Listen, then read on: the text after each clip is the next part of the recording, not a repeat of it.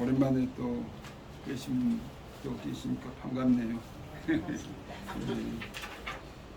오늘 하나님 말씀 보겠습니다. 사도행전 5장 29절하고 41절 보겠습니다. 사도행전 5장 29절과 41절.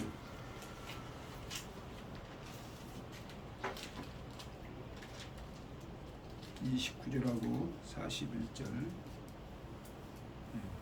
처인 줄로 믿고 제가 봉독합니다. 베드로와 사도들이 대답하여 이르되 사람보다 하나님께 순종하는 것이 마땅하니라. 또 41절이요.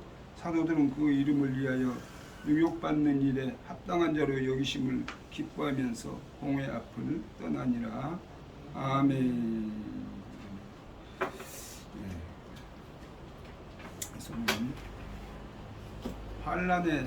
환난을 당한 성도의 자세가 어떠한 자세여야 될 것인가에 대해서 우리가 살펴보고자 합니다. 환난을 당한 성도의 자세. 진주를 간직한 것은 병든 조개라는 말이 있습니다.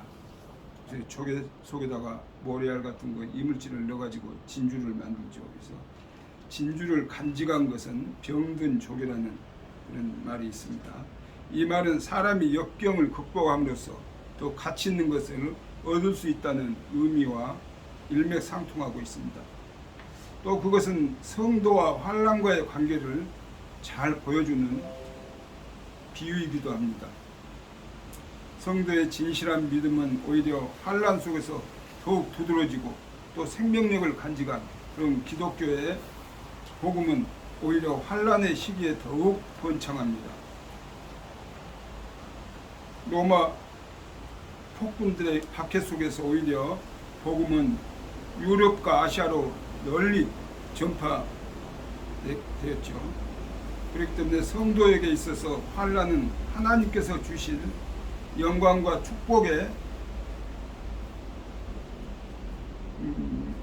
전조라고 할 수가 있고 또 이미 준비된 영광과 축복으로 가기 위해서 반드시 거쳐야 하는 그런 과정이라고 할 수가 있습니다. 그래서 우리가 고난이 크면 축복도 크다는 그런 말들을 하죠. 우리에게 현실에서 많은 환난과 고난이 다가왔을 때 그것이 크면 클수록 그 후에는 축복도 크다는 것을 우리가 생각할 때 인내하며 주님의 영광을 나타낼 수가 있습니다. 그러나 모든 경우에 그런 것은 아닙니다. 오직 성도들이 환난 중에 인내하고 그것들을 극복할 때 이런 영광이 보장되는 것이죠. 그렇다면 환난을 극복하기 위해서 성도들은 어떤 자세를 취해야 될 것인가? 그것은 첫째, 하나님 말씀에 순종을 해야 된다는 것입니다. 오늘 29절 말씀 그렇죠. 베드로와 사도들이 대답하여 이르되 사람보다 하나님께 순종하는 것이 마땅하니라. 당시 유대사에서 가장 권위 있는 사법 의결기관이었던 산헤드린 공회가 예수 이름으로 더 이상 가르쳐서는 안 된다는 것을 거듭해서 강력하게 명령했을 때 베드로와 사도들은 사람보다 하나님께 순종하는 것이 마땅하다고 마땅히 담대히 말했습니다. 당시 예수님의 제자들이 어떤 환난이 닥쳐와도 최우선적으로 하나님의 말씀에 순종했음을 우리가 알 수가 있습니다. 목숨을 걸고 하나님 말씀에 순종했죠. 초대교회 성도들도 마찬가지입니다. 더구나 이렇게 성령에 충만해서 베드로와 또 사도들은 목숨을 걸고 주님의 복음을 증거했던 것을 볼 수가 있습니다. 이것이 바로 고난당하는 성도가 취해야 하는 그런 첫 번째 자세일 줄로 믿습니다. 우리는 어떻게 이 고통을 피할 수 있을까? 왜 하나님께서 이러한 고난을 주셨을까? 생각하기 전에 어떻게 해야 이 고난 속에서도 하나님께 온전히 순복할 수 있나를 생각해야 됩니다. 쉬운 일이 아니죠. 목숨을 걸고 하는 일이기 때문에 애쓰고 우리는 힘써야 될 줄로 믿습니다. 말씀에 순종하기를 애쓰고 힘쓸 때 주님께서 함께 하셔서 우리에게 힘을 주시고 용기를 주시고 또 담대함도 주셔서 승리의 삶을 살아갈 수 있는 백성들이 될 줄로 믿습니다.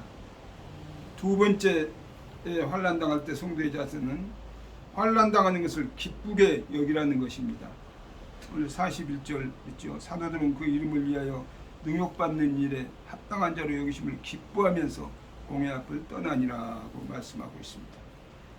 오늘 본문에서 사도들은 복음을 전파하다가 죄인으로 취급되어서 채찍에 맞기까지 모욕을 당했지만 오히려 기뻐하였다고 했습니다.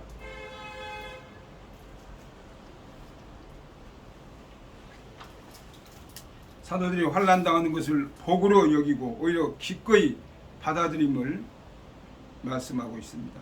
일찍이 예수님은 산상수훈 중에서 그리스도로 인해서 핍박을 당하면 기뻐하고 즐거워하라고 하셨는데 사도들은 이 진리를 깨닫고 실천한 것입니다.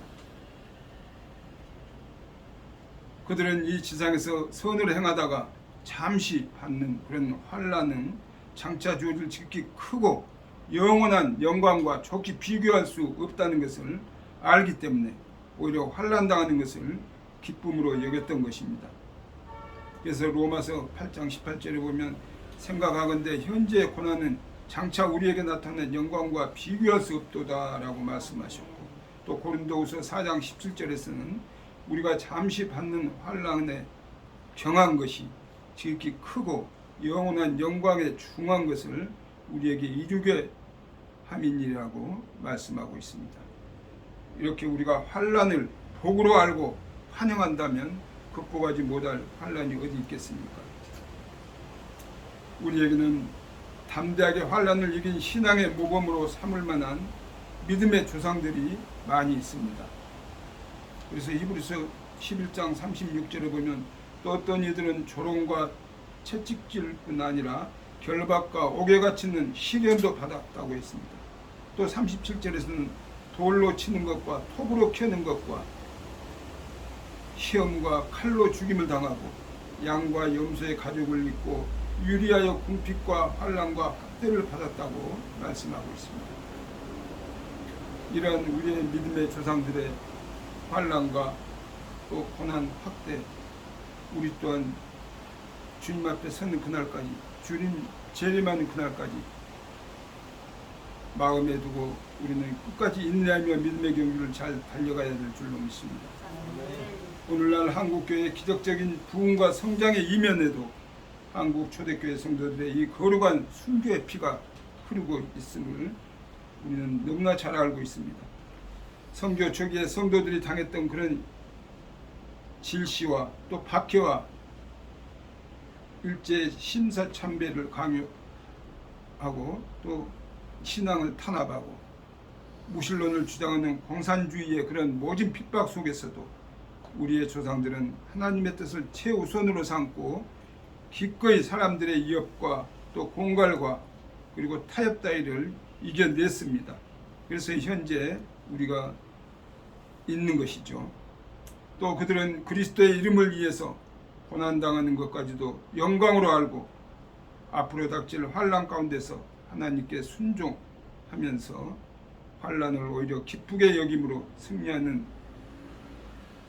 우리의 선진들, 우리는 또 그들의 발자취를 뒤따를 수 있는 믿음의 인내를 가지고 끝까지 믿음의 경주를 달려갈 때 주님께서 함께하여 주셔서 우리가 어떠한 역경과 환난 속에서도 능히 이길 수 있는 힘이 될 줄로 믿습니다. 그런 이 코로나19로 인해서 심히 우리 기독교가 확대받고 있는 이 시점에서 우리가 더욱더 주님 앞에 가까이 나아갈 수 있는 기도하고 또 주님의 인내하면서 주님의 영광을 나타낼 수 있는 우리 모두가 되시길 주님의 이름으로 축원드립니다. 아멘. 기도합니다. 하나님 아버지 감사와 영광을 드립니다. 오늘 또 저희에게 새날을 허락하시고 이 시간까지 함께 하신 하나님 아버지 또 주신 말씀을 통해서 은혜받게 하여 주시니 감사합니다.